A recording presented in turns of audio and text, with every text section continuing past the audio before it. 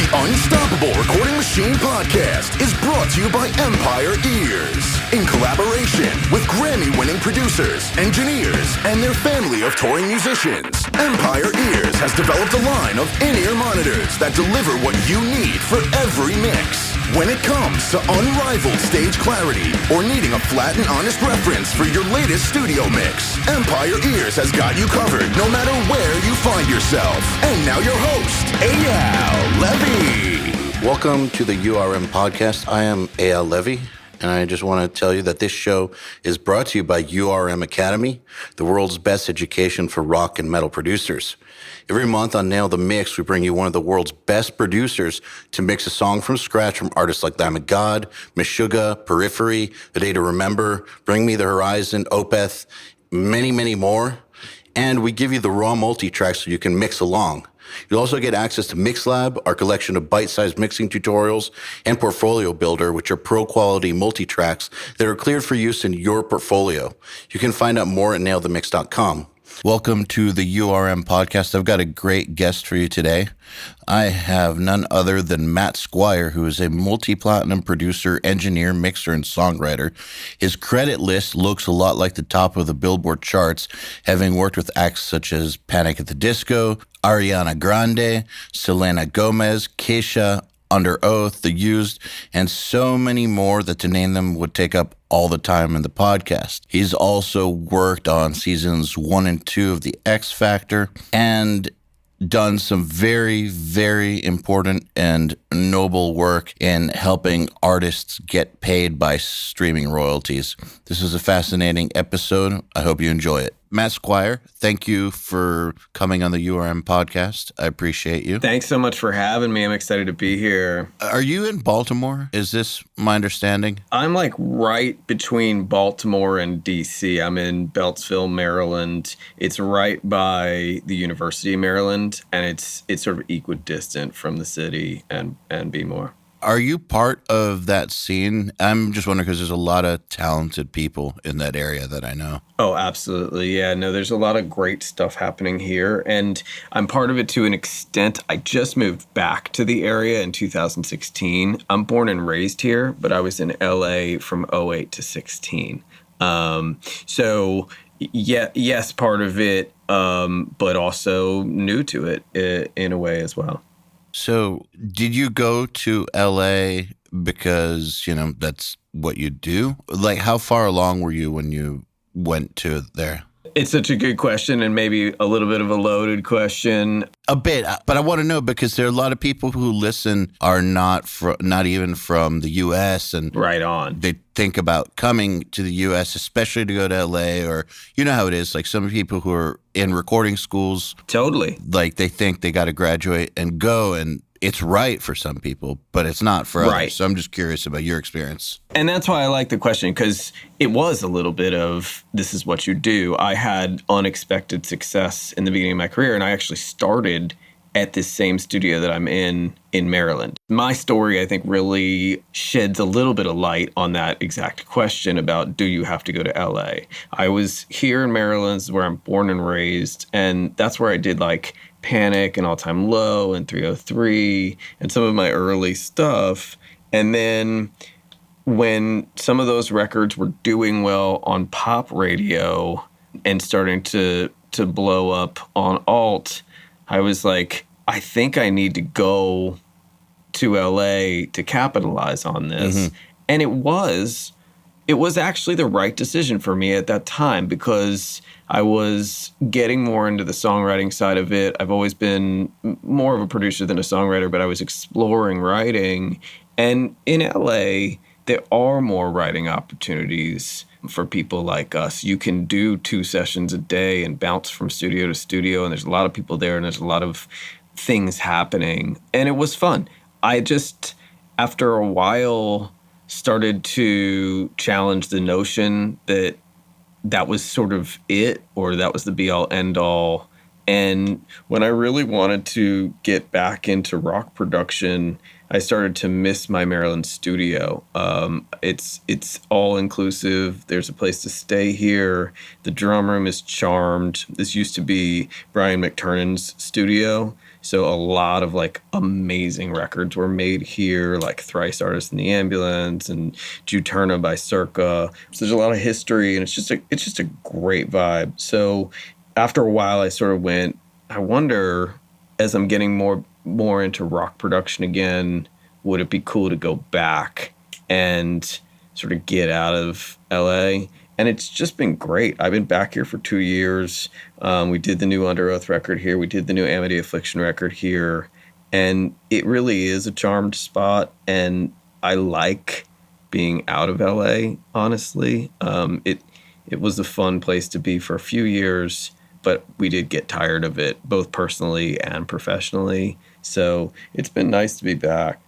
I think it sounds like you did your time. That's the way I look at it. I wouldn't change it. I really learned a lot out there, and I ended up, like, I'm a hardcore kid at heart. You know, I grew up in hardcore scene and played in a band called Ashes, which was with Brian, who was in Battery. Like, I'm like, you know, straight up bona fide punk rock hardcore kid.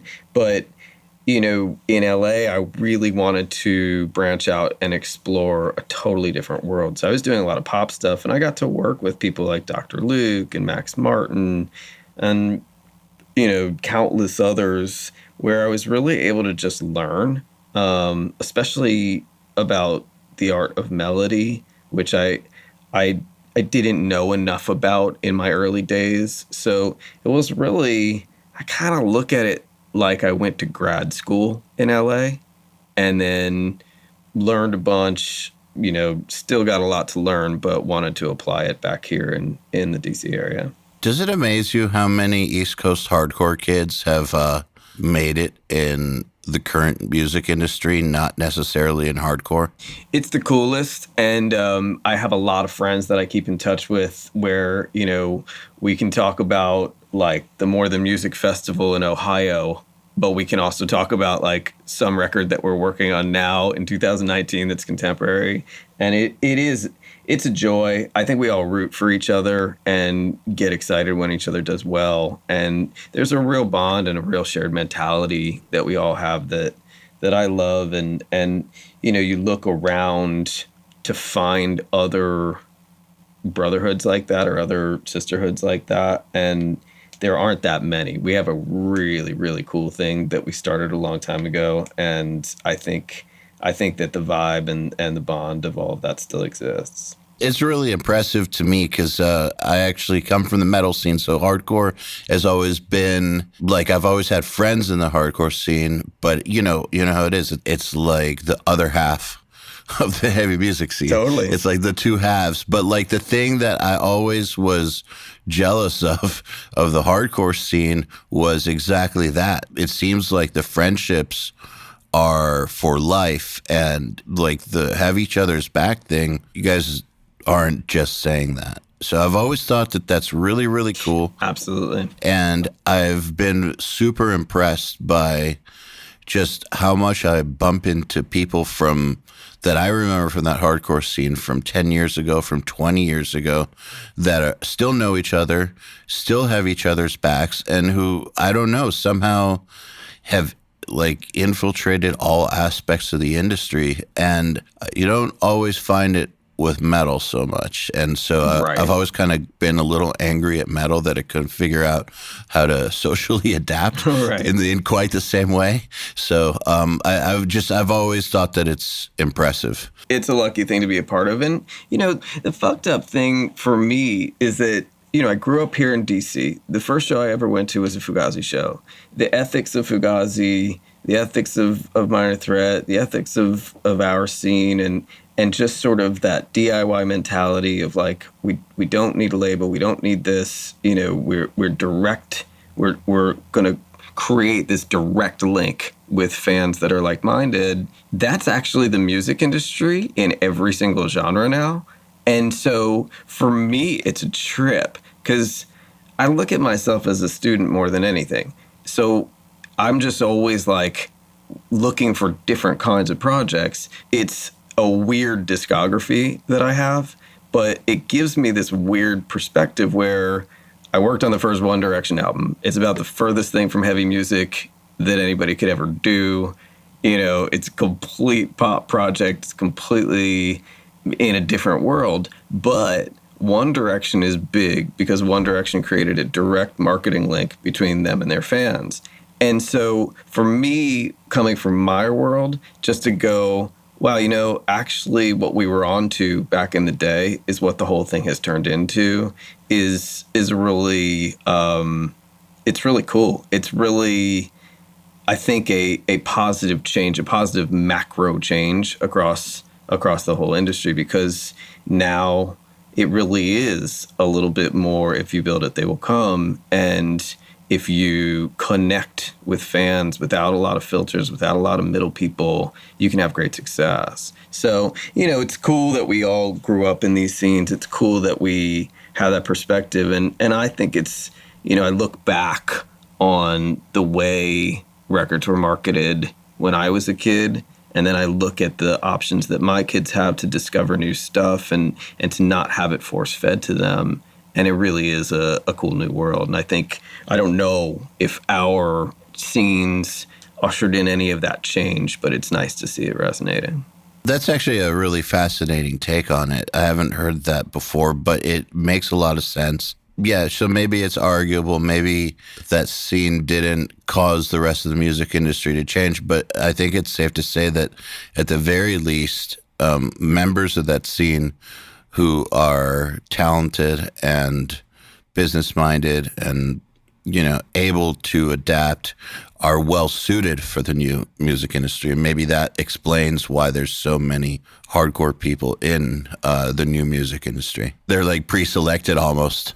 Totally. I think that's a great connection point. And I just, I think in terms of music, we were all making music that we like. So that's a separate compartment. But in terms of marketing and in terms of the business model that has become the music business, we were all a little bit ahead of our time. And I think just because it's logical. It's much more logical, especially now that we have easy access to fans. It's much more logical to create a direct link and a direct bond and direct sort of almost like polling of what they're liking about something that we're doing.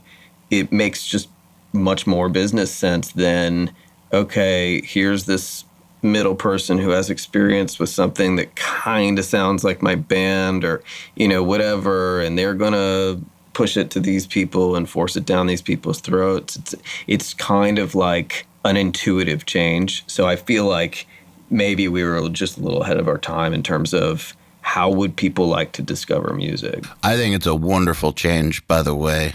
A lot of people, they get very nostalgic about the quote-unquote old days, but I think that they've got amnesia, honestly. I think you're right. I really do think they've got amnesia. I think they forget totally just how, it wasn't easier before. Maybe there were more physical sales. I mean, there were more physical sales, but actually getting a shot before was borderline impossible. So it's not like there was all this opportunity before. Totally. It was borderline impossible to get noticed. And then you did have to go through all those gatekeepers. And those gatekeepers didn't always make good decisions. Like, I know plenty of those gatekeepers who would say things like, well, you only got to be right twice a year. And they really only did. That was true at that time. Exactly. But I mean, what does that say if you only have to be right twice a year? Kind of says your job's bullshit. Totally. And there's already 10 or 15 genres. So if you're only right twice, then what happened with all those other styles? Now, there's so many more opportunities for success too. And you don't have to have a radio hit. It's still a great road, but there's so many other paths. And I have so many friends who are enjoying being successful musicians without taking those traditional routes. And it's so cool to see. I do agree. I think we're in a really cool time for music. I'm hearing bands make really outside the box cool stuff too, which I hadn't felt in a long time. So I think the earth is shaking in a good way. Well, it seems like when the digital era came around and the Napster thing became a cultural thing, that the death of the music industry kind of was like a cancer that infected everybody's psyche. And like, I mean, it did. And it took like almost 20 years to cycle through. But I feel like there was a time period where some people were more positive than others, but collectively everybody felt like the ship was just going down and shit was over. Like whether it was over in 5 years or 10 years or 2 years, that was the argument, but like everyone just agreed that it was over. And so I think that was being reflected in some of the talent that was being discovered. Like it just seemed like in some ways music was getting worse, production was getting worse, like everything was just getting worse because everyone was buying into that lie. But I feel like in the past few years, we've turned the corner and music's getting better again. Production's getting a lot better. There's all these new ways for musicians to become successful. Like it's definitely a new age, and it's a great one, I think. Totally. And I think we're reminded, and I felt that whole awful sort of bottom fallout too. I think we all lived it. You know, for me, I just think the industry has made some mistakes in terms of reacting to change. The Napster, and I was actually reading an article about that this morning, about how the music industry just had a terrible reaction to Napster and didn't understand how to embrace it and didn't know what to do. And, you know, it's because revenues really bottomed out. It was a dark time financially. And I think the other mistake that was made is, you know, there was all this focus on songs as opposed to artists. We've had our biggest successes in these last decades by investing in artists. You know, this is an amazing artist that you have to know and you have to invest in and you have to like really live with to understand how genius they are. In our panic, we went towards, here's a smash single. This is going to be a number one. This is great. Oh, this is a great song. Oh, this one's hooky. You know, like all this just stupid shit. And it just really made us into kind of glorified advertising agents. And I really think that died too after a couple of years. And now we're back to investing in artists again, which is exactly where we should be. And we found a new way to do it. I do it all the time with Spotify. I will literally just go, man, I've never gone through a country phase. And now that I have every single country record on my Spotify, I'm going to see, well, I don't know what Brad Paisley sounds like. I'm going to check it out. I'm going to hit shuffle. And it's like all of a sudden I'm getting to know Brad Paisley, but I'm not listening to his latest single. I'm listening to some, you know, track 10 on some weird album from 4 years ago. You know, it's like, there's really a way now to get back into artists. So I think we're kind of in a return to form there. It's just in a digital way.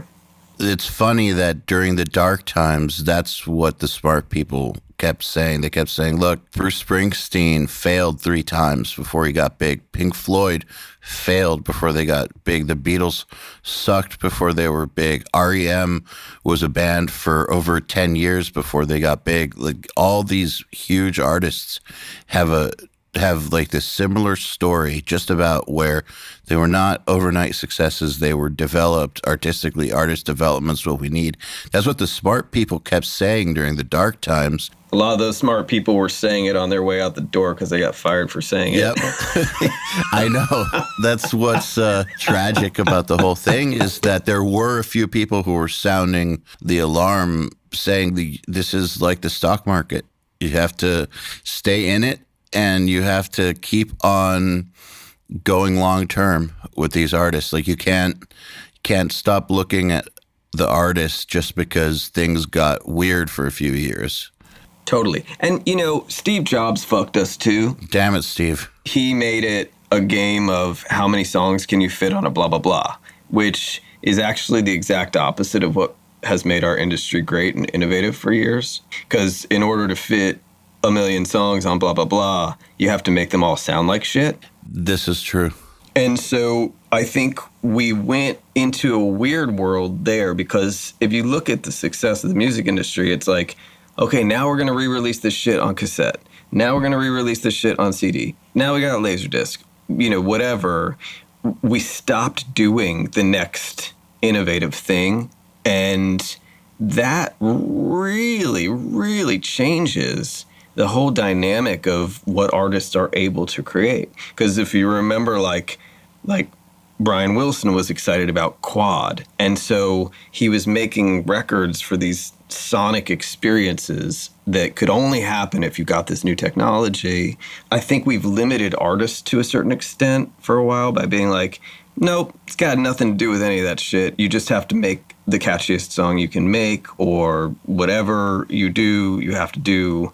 It's what happens in the song as opposed to how was the song presented, how does the song sound, what ground did you break. So I think that was a really tough moment too, which is, okay, sonics don't matter anymore.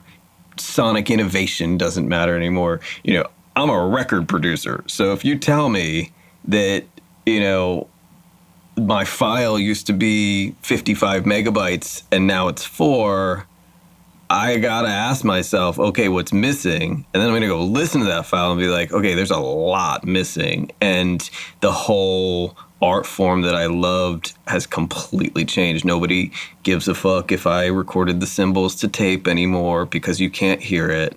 You know, there was a real disconnect, I think, with the traditional artistry that we all know and love, and then compressing it all so it all fit onto an iPod. Well, thankfully, streaming is fixing that. Yeah, totally. And Spotify sounds good. I don't know what they do. I think they like juke their mix bus or something. I think there's maybe they do.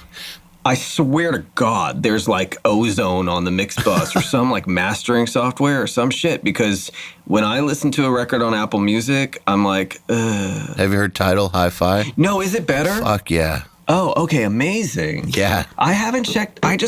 You know, the subscription price was like a real barrier to me. What, is it like $20? Yeah, it's $20. Not that I'm not, you know, it's like, it's a tax write-off for me. It's not a big deal. It just felt like, hey, fuck you. Seriously, they really messed up with their marketing because I think most people have a hey, fuck you attitude towards them.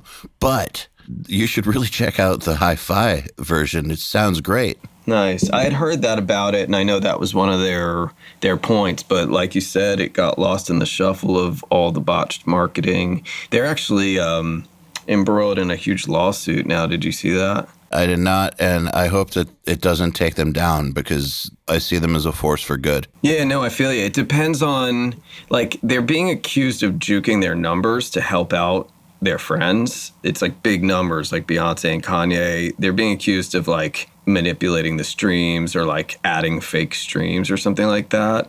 They've denied it as fake news, but I've heard about it quite a bit and read about it quite a bit, and the numbers really don't make sense. So they're going to have a pretty good explanation. It is a criminal proceeding. Yes. So let's God damn it. see what happens. Can't anyone just play fair? Well, I mean, it is fucked up. And, you know, off on a tangent, so you can bring me back in a second, but that companies like that actually have the ability to juke the numbers, and really there's no accountability at all. Nobody actually knows. There's literally no oversight over whether or not Spotify counted correctly or Tidal counted correctly or Pandora counted correctly. And, you know, I live in D.C., so I got really into lobbying for the Music Modernization Act. I've been on Capitol Hill all last year, listening to everybody, listening to my colleagues pitch that new law.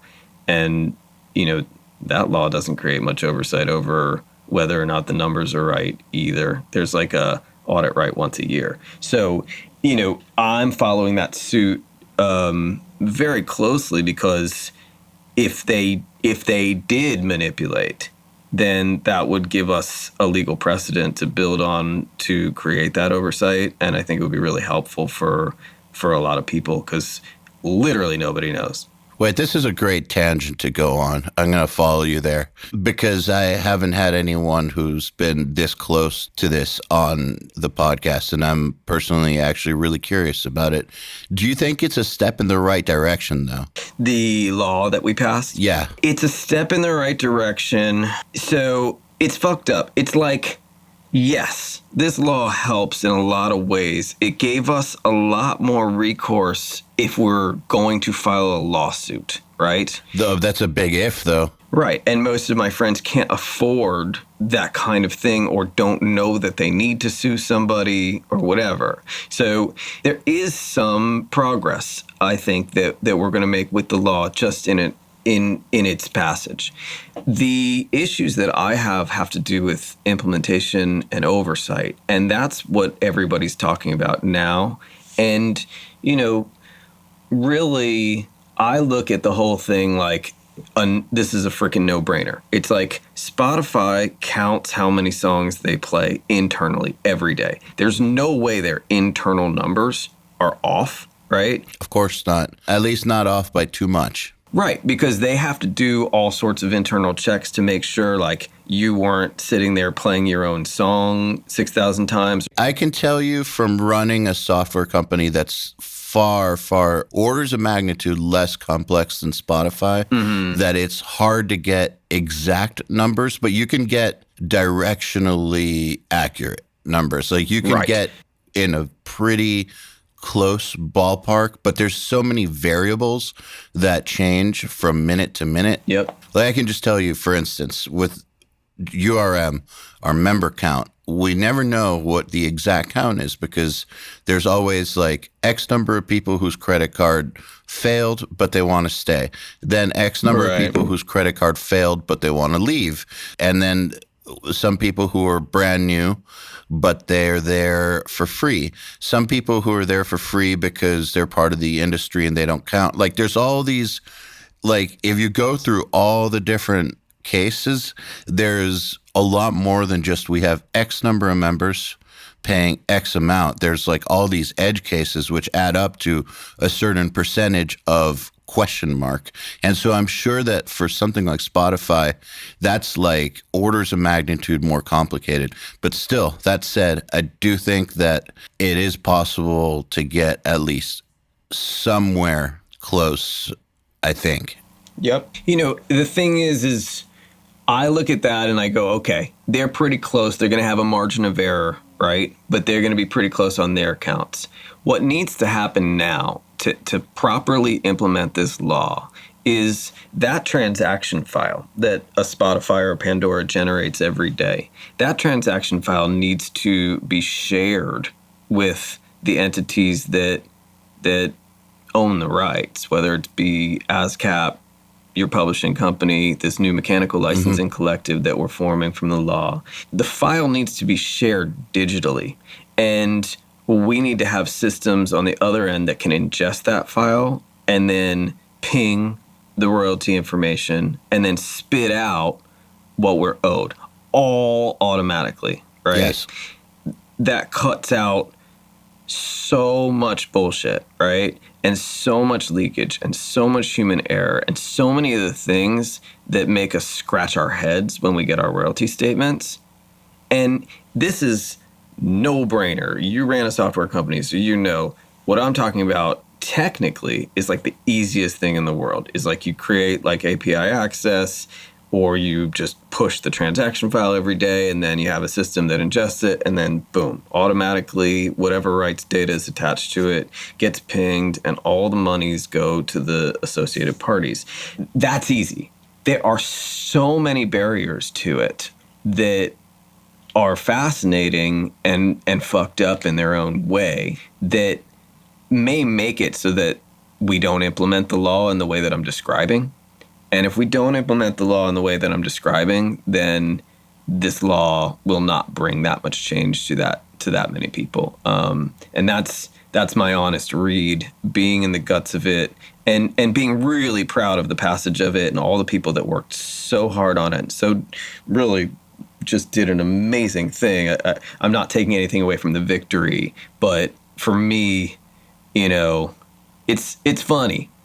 I always say this, but there's two expressions that apply, which is the devil is in the details. Oh, yeah, 100%. And God is in the details. And they both apply. So we get it right. we get it right. And if we don't, it's just as bad as it's always been, quite honestly, unless you get in a lawsuit and then you've got some really cool recourses. And, there's a little bit of stuff about rates going up. And there's also, there's some great stuff in the law, as is. But I just think if we can implement a data standard that enforces the law and that really enables compliance, then all parties, all stakeholders, whether you're a streamer, a songwriter, a publisher, a label, I think everybody can make more money and enjoy what they do more and spend more time being creative and not chasing data points around. That's what I want to see. Well, so my question then is, would that data collection law or standard that you're talking about be built on the back of this law? Like, do you feel like this law? Yep. So then it is a step in the right direction, just not enough. It is. It's all about, it's in the regulations now, Yeah. right? Is you pass a law and then they do a bunch of regulations. So what I did is I described that same data standard in a public comment to the Copyright Office, because the Copyright Office is advising on the regulations. And maybe that hits the right person, or I can go down there and talk to them a little bit. It's fun being in DC because I can actually jump and do some of this stuff. But, if we get the regs right, it could be a great law. It could be a really great thing for everybody.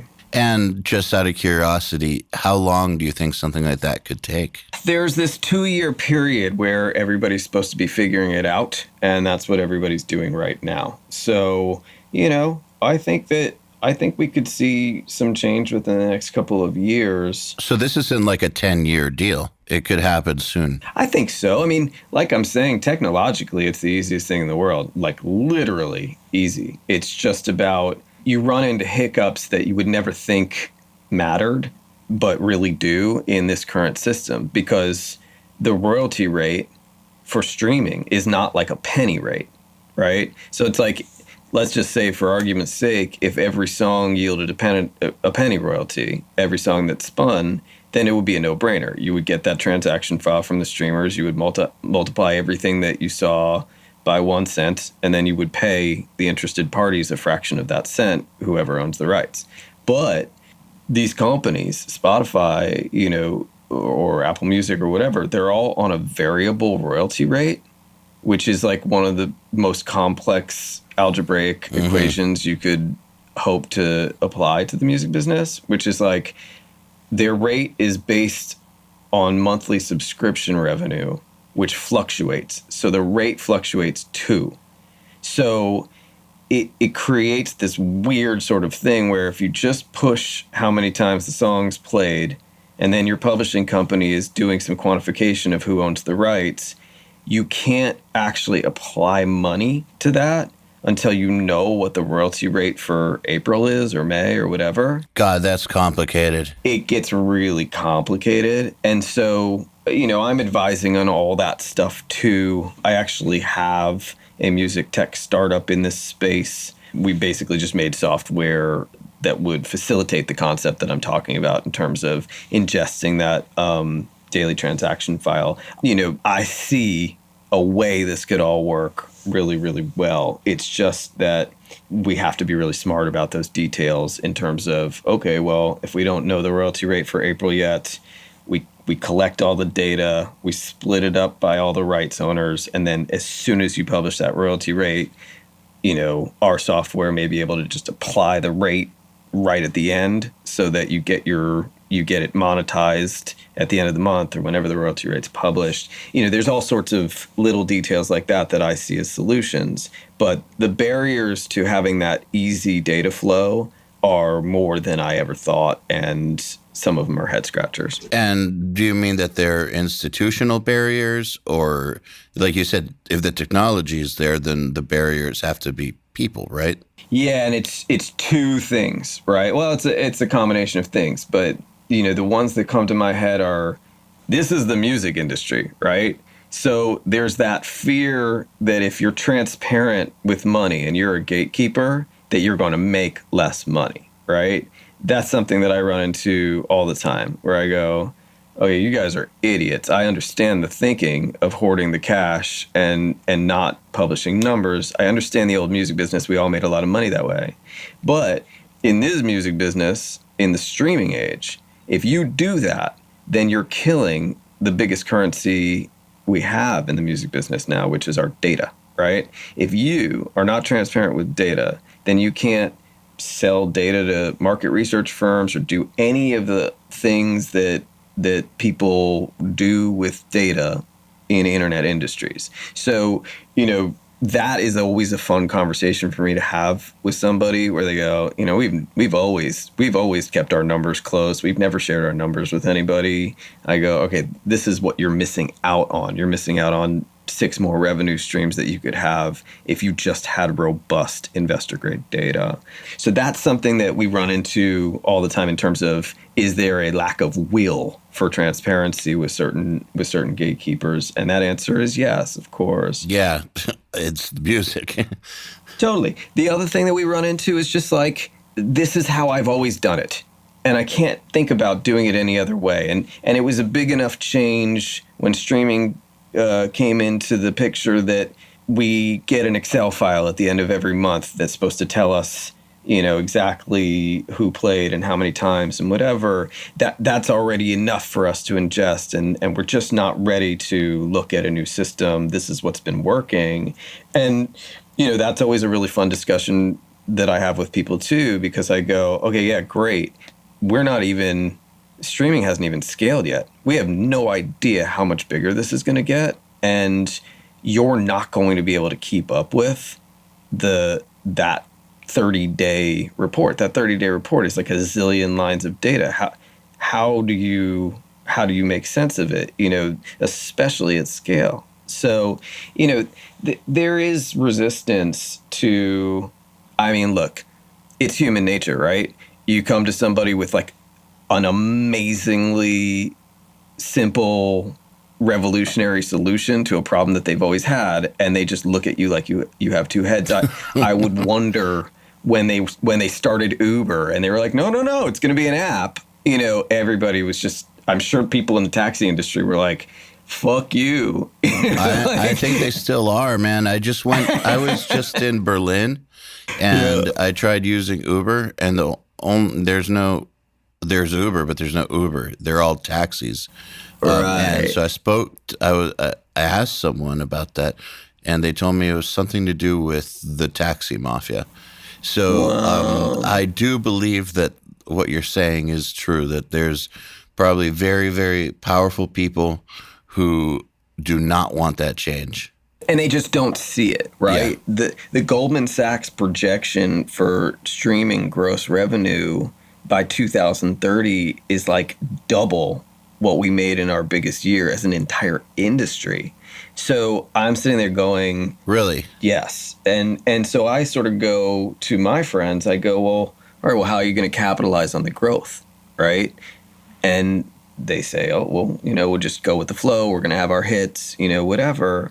And I go, that's never going to work, because that gross revenue is going to go to the distributors. Who are your distributors? And they go, oh, well, Spotify, Apple Music. And I go, no, you're wrong. Your distributors are AT&T and Verizon, because they're going to bundle those services, right? And they're going to give music away for free, which Verizon just announced with Apple Music. Apple Music is free with Verizon. And how the hell are you going to know how much was your catalog and how much was somebody else? That's first of all. You got no accountability. And second of all, AT&T and Verizon, if they're your distributor, they're going to come to you, right?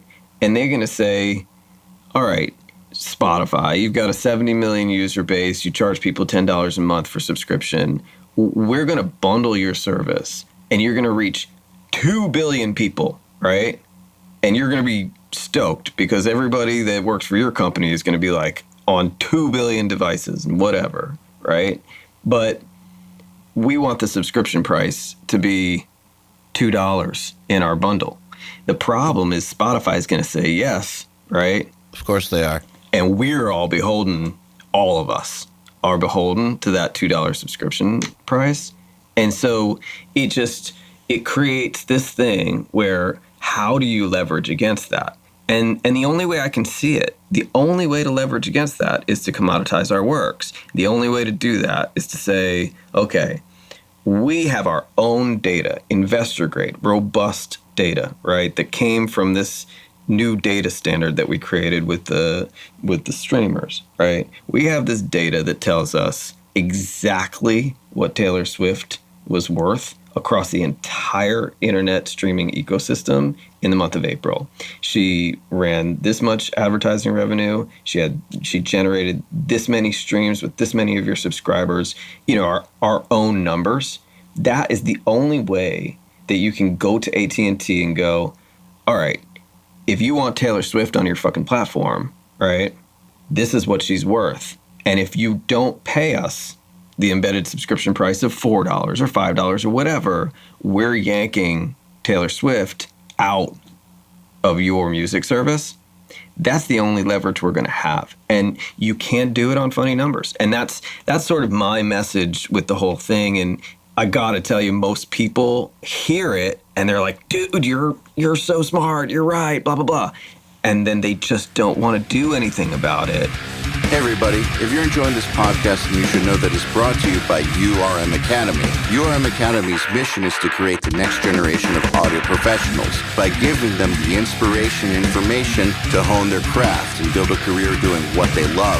You've probably heard me talk about Nail the Mix before, and if you remember, you already know how amazing it is. At the beginning of the month, Nail the Mix members get the raw multi-tracks to a new song by artists like Lamb of God, Opeth, Meshuggah, Bring Me the Horizon, Gojira, Asking Alexandria, Machine Head, and Papa Roach, among many, many others. Then at the end of the month, the producer who mixed it comes on and does a live streaming walkthrough of exactly how they mixed the song of the album and takes your questions live on the air. You also get access to MixLab, our collection of dozens of bite-sized mixing tutorials that cover all the basics, and Portfolio Builder, which is a library of pro-quality multi-tracks cleared for use in your portfolio, so your career will never again be held back by the quality of your source material. And for those who really, really want to step up their game, we have another membership tier called URM Enhanced, which includes everything I already told you about and access to our massive library of fast tracks, which are deep, super detailed courses on intermediate and advanced topics like gain staging, mastering, lowing, and so forth. It's over 50 hours of content, and man, let me tell you, this stuff is just insanely detailed. Enhanced members also get access to one-on-one office hours, sessions with us, and Mix Rescue, which is where we open up one of your mixes on a live video stream, fix it up, and talk you through exactly what we're doing at every step. If any of that sounds interesting to you, if you're ready to level up your mixing skills and your audio career, head over to urm.academy/enhanced to find out more. There is a precedent, though, for something like this working in the past. SoundScan, dude. Totally. And that's exactly my startup's called TrueStream, and that's exactly what we call what we tell people. We say it's SoundScan for the digital age. Yeah, that's the first thing that came to mind was there was a time period before SoundScan, and at some point, someone. I don't know the people behind SoundScan, but I imagine at some point they had a similar fear that there's no one knows what the hell's going on. Yep. So how can anything be accurate? Absolutely. And that gives you leverage. Music business is all about leverage to a certain extent. It's usually creative leverage, but now we need to get smart about our data too. But it would also give you leverage over companies like Walmart and these huge companies. And so I just see that as that there's your parallel, that you're right. That is the only way that you can have any leverage against a conglomerate world-consuming giant like AT&T. Totally. And look, we want to be on AT&T. You know, we want to participate in that Goldman Sachs revenue. Like, you know, we can create a really symbiotic, healthy ecosystem where we all win, AT&T included, but we have to be smart about it. And man, it's crazy. Music business, if anything, we used to be tech savvy, and we really had a weird knee-jerk reaction. And just, you know, sort of like what we were talking about earlier, you know, music business needs to get smart about adaptability and what we do to protect ourselves long term. Absolutely. That it's funny because one of my reasons for starting URM, in addition to seeing a hole in the market and feeling like rock and metal education for producers was just nowhere, I was also taught that you need to have several streams of income to make it work in music. That's just the way absolutely of the future. But the thing that I just think is incredible in my experience is how many people I met who were so anti the idea of doing anything technologically advanced. If you're also a producer or a musician, like, you're not allowed to do this kind of stuff. Like, it's this weird cultural thing. And that weird cultural thing is going to hold us back if it's not changed. Absolutely. I think there are people who are starting to really take a look at all this stuff. I agree. I'm confident that we're going to land in the right place, and that it's going to be a good thing for music. I mean, I look at the whole thing like, where are we going to get our next great album from? And you got to have healthy revenue flow and everybody sort of happy in order to get those seminal albums. So I see us moving in the right direction, and I hope we keep going. Well, I totally agree. It's not about the money, but I do believe that reward attracts great minds.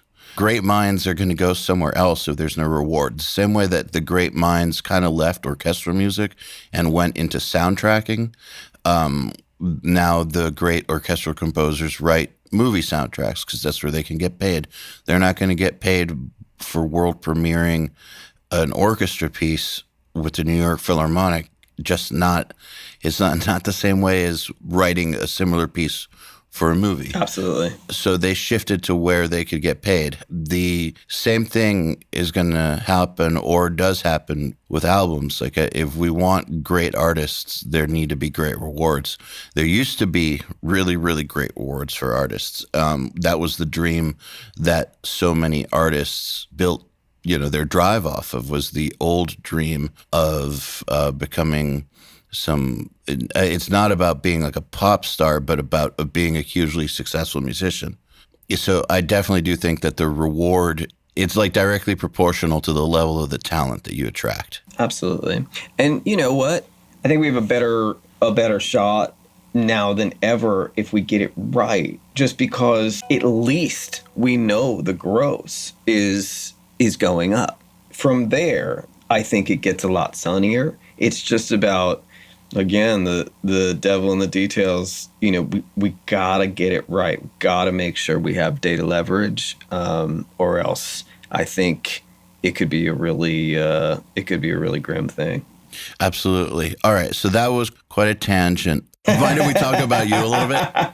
It's all good. Thanks for letting me go there. It's fun. It's fun stuff, and it's been fun to be in DC for all this shit. I love talking to people about this stuff who know what they're talking about, and there's not that many people who know what they're talking about on this one. So you see a lot of misinformation online, a lot of people really, really angry, but not pointed in any one direction. And so it's good to hear someone who understands what's going on, that's actually trying to make a difference with it, who has a solution in mind. It's a very different conversation when you're talking to someone like that. Right on. Well, thanks. I mean, part of it's the proximity factor. I moved back to DC, and I'm like, I'm here. May as well. Yeah, and it's been fun too. I like wearing a different hat every once in a while. It's like, I love what I do, but always trying to expand it. All right. Well, on the topic of your productions, your productions span the range from heavy stuff to pop to, then, like you said, like, you had to learn melody to work with all these great pop producers.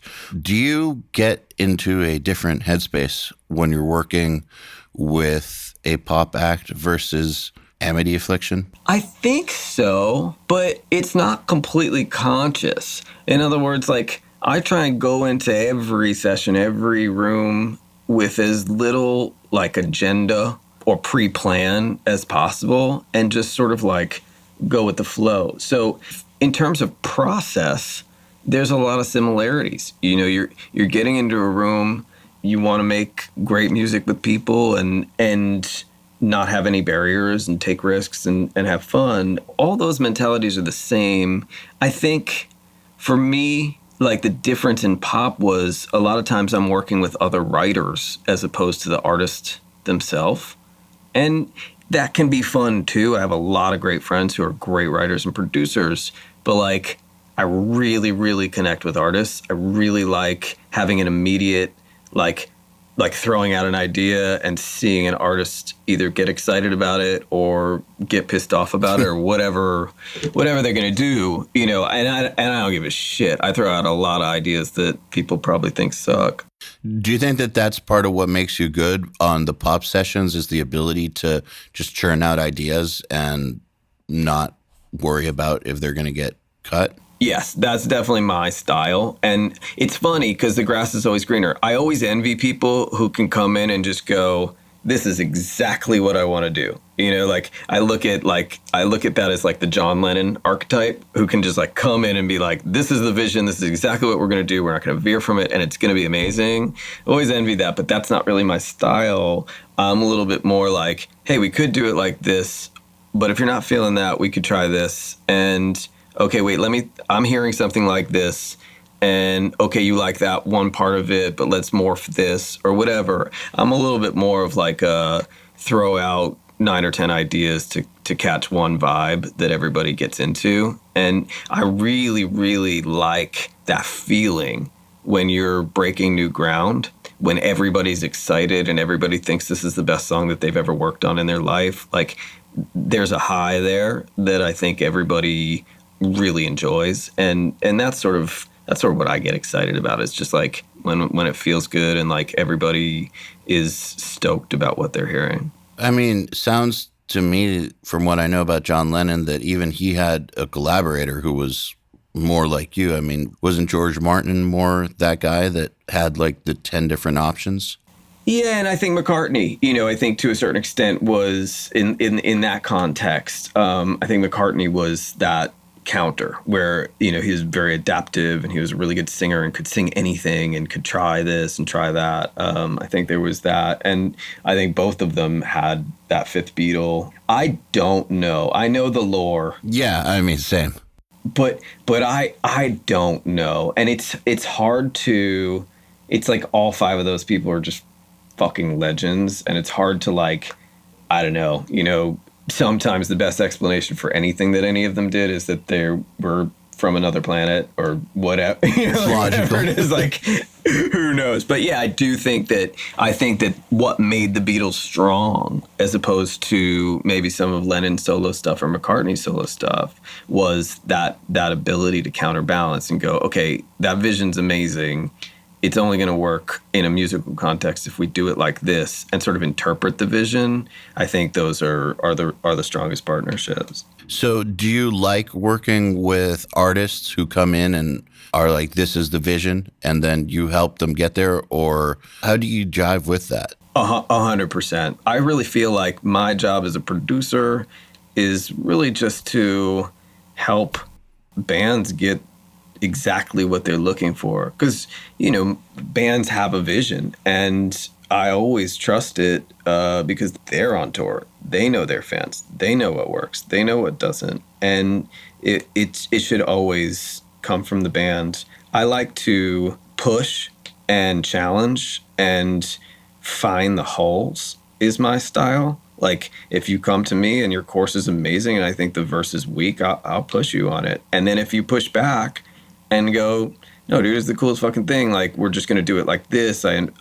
You know, this is just a demo. It's going to have a distorted vocal or whatever. If there's like a clear vision for it, then I'm gonna get pushback from that artist. And then I'll get excited about that because I go, okay, they know what they're doing.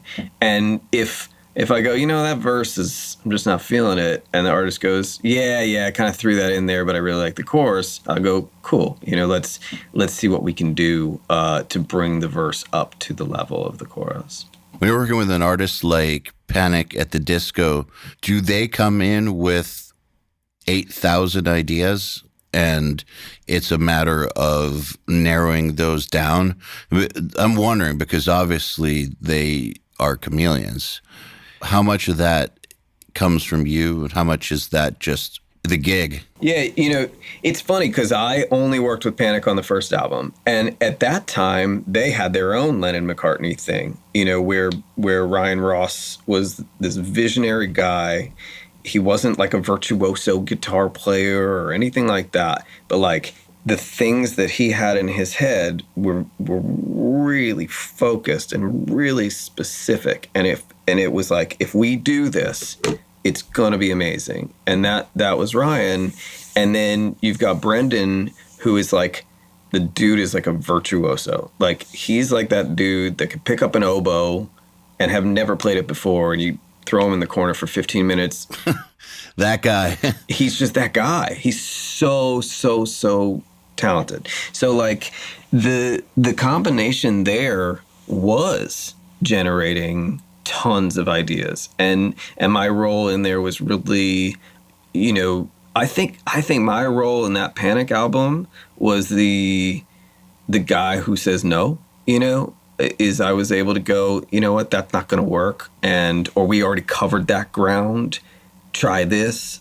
I really played a role of kind of like you described, of like, this is going to work, this isn't, this is a cool idea, but it's not going to develop, try this in a different key, whatever. And, it got to a point where other parts of other songs were generated, whole songs were generated in the pre-production process on that album. It was a really inspired thing, I think, for all of us. But yeah, they have their built-in chemistry. So I don't know, because I haven't worked with them since Fever. I don't know now, what works, what doesn't. I'm like so happy for Brendan that he's enjoying the success that he's enjoying. My sense of it is that he was able to put together his own vision and become both the visionary and the virtuoso, and that's why he's doing so well now. That's an interesting take on it, and probably accurate. That's very hard to do and very, very rare. But I think that's almost necessary when your vision spans so much ground. Totally. And, those guys have enjoyed a lot of success. There's a lot of talent there. So, it's really nice to see it come full circle and to see them be humongous again and have this #1 song. It's pretty amazing. I mean, you've made it really clear that you love the writing part of things. And so, when you're writing, when you're with an artist, so this isn't an artist-specific situation, like when you're working with a band, the writing producer does kind of become the fifth member. That is kind of what happens in most cases. But like, what do you go through mentally when that's not what's needed? Yeah, I mean, it's actually funny. I'm actually would characterize myself as a producer first, and I'm actually a reluctant writer. Interesting. I'm actually overjoyed. Like, I just look at the whole thing as an equation, right? A song needs to be 100%, especially in 2019 and going forward. In this day and age, the bar is so high. Everything needs to be 100%. And so if you come in here and you've got 100%, I'm like, couldn't be more stoked. Okay, I got it. Because my dream was to be like Bob Rock. My dream was to just be like a freaking sonic entrepreneur and like really just make things sound amazing. And that was my dream, and it still is. So if the song feels like 100% to all of us, and I agree, I'm usually the first person to not want to fuck with anything that would be considered writing. I only consider the writing part to be, the actual composition stuff. And I really only enter into the composition stuff in two ways. One, if I'm booked on a writing session and it's known that we are there to write a song or come up with something new, obviously I'm part of the composition. And then on the records with bands, sometimes in pre-production, we all get excited about something and a part completely changes. And maybe I picked up the guitar, or maybe I didn't, or maybe I had a vision for it, and maybe I didn't, or maybe I picked up all these amazing melody tricks from Max Martin, so maybe I'm applying those or whatever. There are times occasionally when it crosses into a compositional thing, and that's sort of my writing stance. So, it's the opposite. I just think, okay, well, if the song's 100%, amazing. Let's now take it to 200% with sonics and performance and vision and effects and all that great stuff. Or if a song is 80%, if there's no bridge, let's make sure we finish that, and then we'll take it the rest of the way after that. So it's just whatever's required. That's all it is. And I really look at it in a utilitarian way, and it just goes back to me being a fucking hardcore kid. Like, if somebody that we did an Ashes record with was like, hey, your bridge, blah, blah, blah, I would have left the studio. I would have been so fucking pissed off. And I always approach it like that, of like, you really write the songs. This is your band. You know what I mean? I'm not trying to step on it, but hey, I happen to have this idea. Oh, holy shit, it's working. It inspired some other idea, or we tweaked it or whatever, and now we got a complete song. Let's move to the next. So at this stage in your career, I'm sure that bands come to you because they know your work and they're coming for you to do what you do. I'm sure that that's 99% of the projects you work with, and you've already got trust built up either through working with them before or just your track record. But earlier in your career, when you didn't have that, how would you broach the topic of helping them write that bridge when they needed that bridge? But, you weren't the Matt Squire of today that has all this track record. Totally. And I hope it's the same in both settings. In other words, I just want the part to be right. And I found, even when I didn't have any sort of track record in that area, I found that if it was actually the right part or the right suggestion, that it would stick. And that comes down to the environment that you create in the studio, right? Is if you have set the tone as the producer that anything goes, and that we're all having fun, and that this is like music and it's supposed to be exploratory and jammy and, music, right? If you set that tone from the get-go, then I think the right idea just presents itself no matter who comes up with it, and people generally trust that process. If it's any sort of combative or contentious vibe in the studio, then all the pedigree in the world isn't going to help you, because, you know what it's like. Yeah. It's almost more fun to be like, that guy, what the fuck was he thinking? Oh, dude, this guy's supposed to be like really successful writer. He came up with the worst shit ever. You know what I mean? Like, there's that temptation. So I think it's really just about the right part at the right time. And really, I've always believed that the producer needs to do his or her part to set the tone of every single session, whether it's a writing session or a production session or whatever.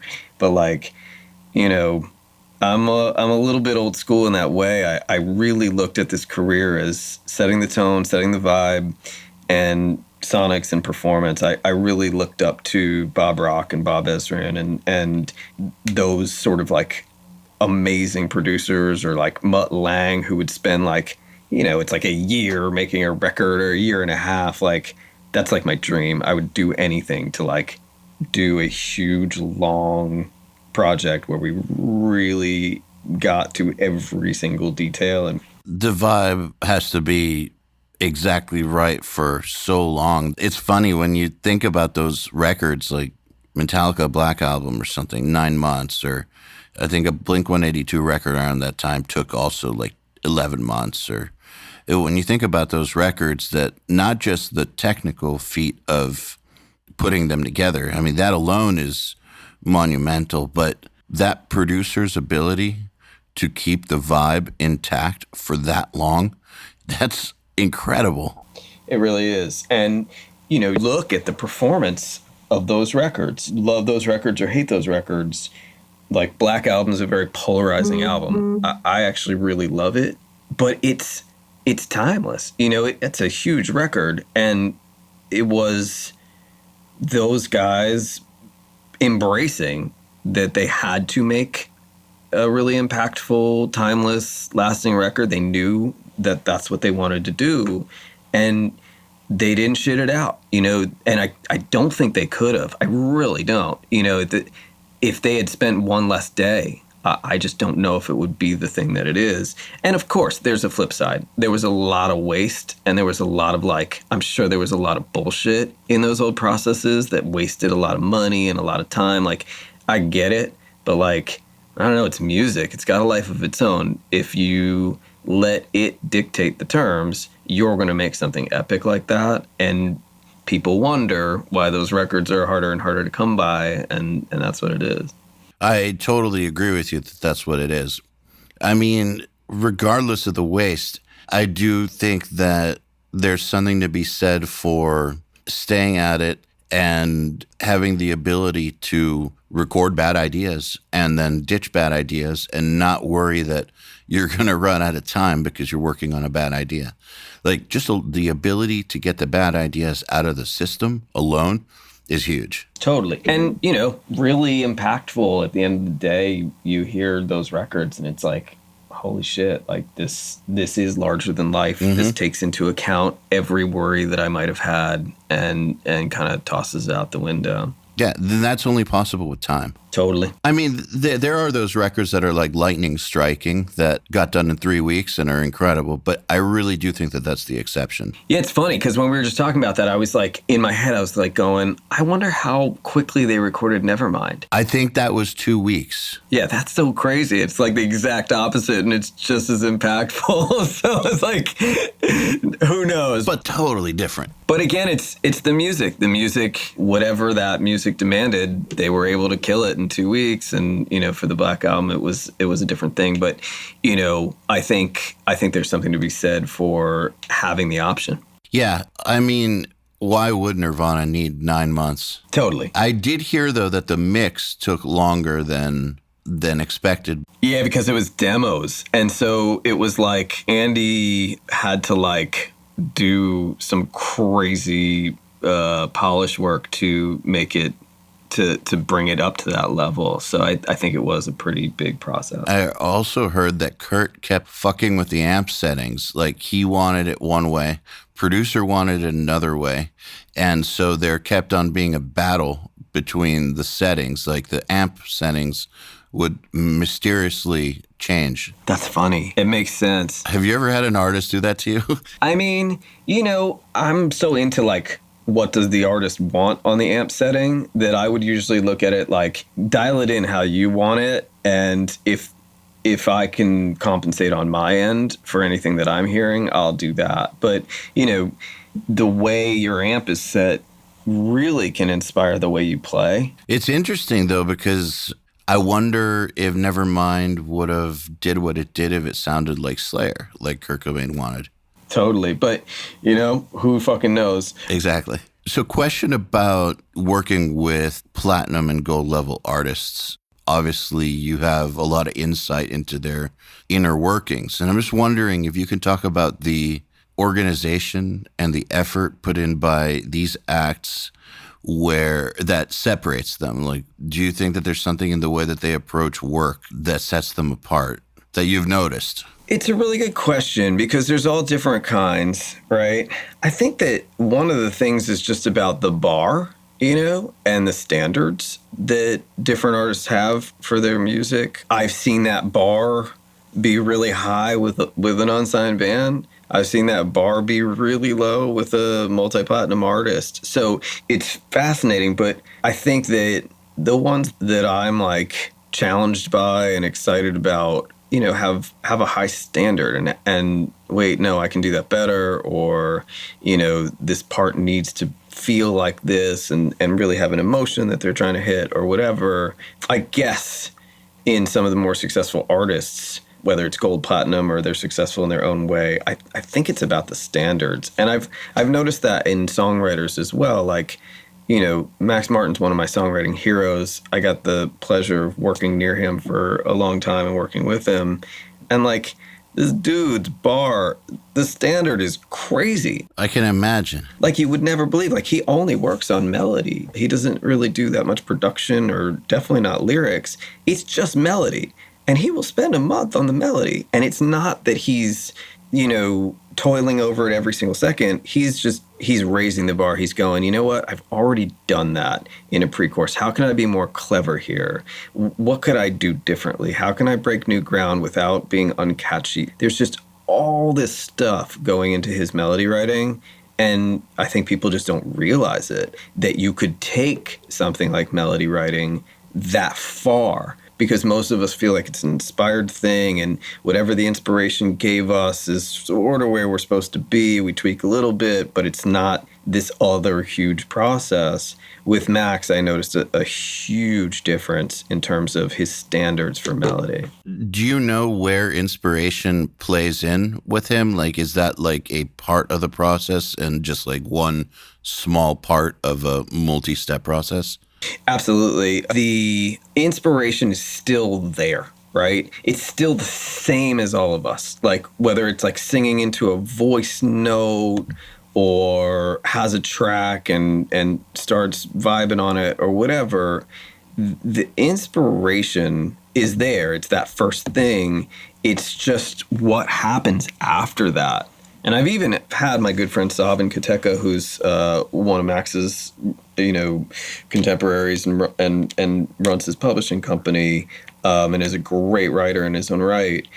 I've heard him say this very thing, which is the inspiration part's the same as any other songwriting situation, but the aftermath and the tweakage goes to a level like you've never seen.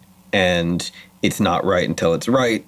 And some songs are sitting on a hard drive for 6 years, and then Max will be like, I've got it. I know how to solve this, and whatever. So, for me, it's been really inspiring to just learn that and know that it's okay to wait until it's ready, and it's okay to beat it up even when it's mastered and, go fix it and get it remastered or whatever it takes. But, it's really about the standard, I think, at the end of the day. And I think we're all very talented in our own right. We all have our own vision for what we're trying to do.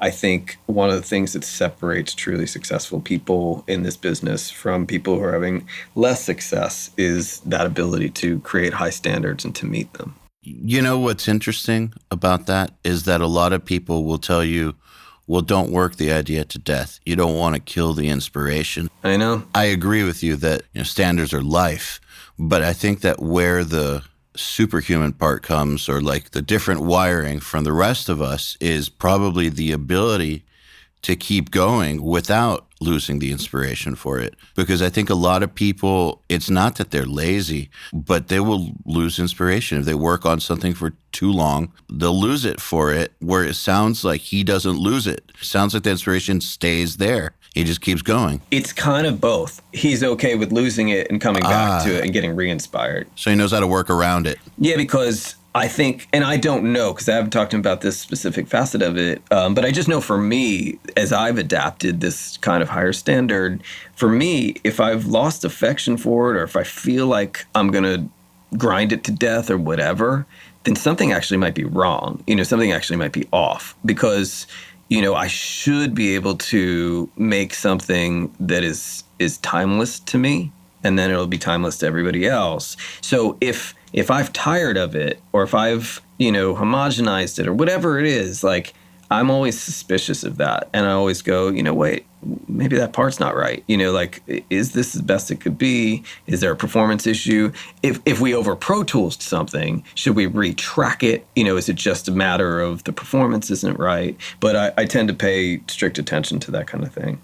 And is that what adopting those higher standards looks like for you? Like asking more questions? Like, what does it look like in an example day? Yeah, I mean, I'm lucky as shit, mind you. Like, I work with amazing, talented bands, right? So it's like... So they'll meet you there. Yeah, so I'll ask that question, and they'll come up with, a number of different answers. And I always say this to people, that I want to be the dude that comes up with the question way more than I want to be the dude who comes up with the answer. Because if I put the challenge to you, like, this pre-chorus sucks or whatever, and I don't put it that way, but, if I put that challenge to you and you come up with a different pre-chorus, then it's yours, and it'll have that much more identity. And I think, identity is what makes bands successful, is having that signature of only they do this.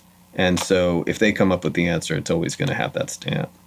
Yeah, that's actually a very interesting way to look at it, because two different producers will probably spot that, the pre-chorus sucks, but one might take your approach to it, let the artist find what they believe is the solution and keep their identity, whereas another producer might just give it to them.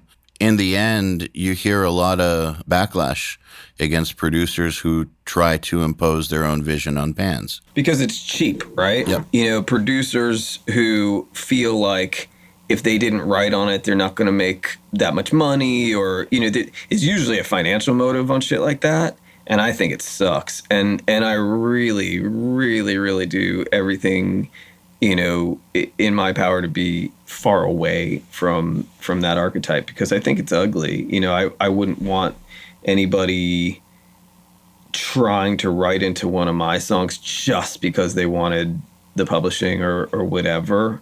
You know, I'm a little bit of a hippie at heart. Like, I really just want I want the music to actually dictate the terms and have it be something that has some soul. Honestly, I think that's the best way to be. I think that this would be a good stopping point, but I'd love to have you back on because I feel like we could just keep going. Absolutely. It's been great talking to you, and I hope I answered stuff clearly. You've been a great guest, actually. Thank you. Super articulate answers. I'd love to have you back on. Totally. All right, man. Well, thank you so much for coming on, and have a great rest of your day. Absolutely. Thanks so much for having me. And if anybody has any follow-up questions or wants to hit me up, I'm on Instagram at Matt Squire Music. The Unstoppable Recording Machine podcast is brought to you by Empire Ears, in collaboration with Grammy-winning producers, engineers, and their family of touring musicians. Empire Ears has developed a line of in-ear monitors that deliver what you need for every mix. When it comes to unrivaled stage clarity or needing a flat and honest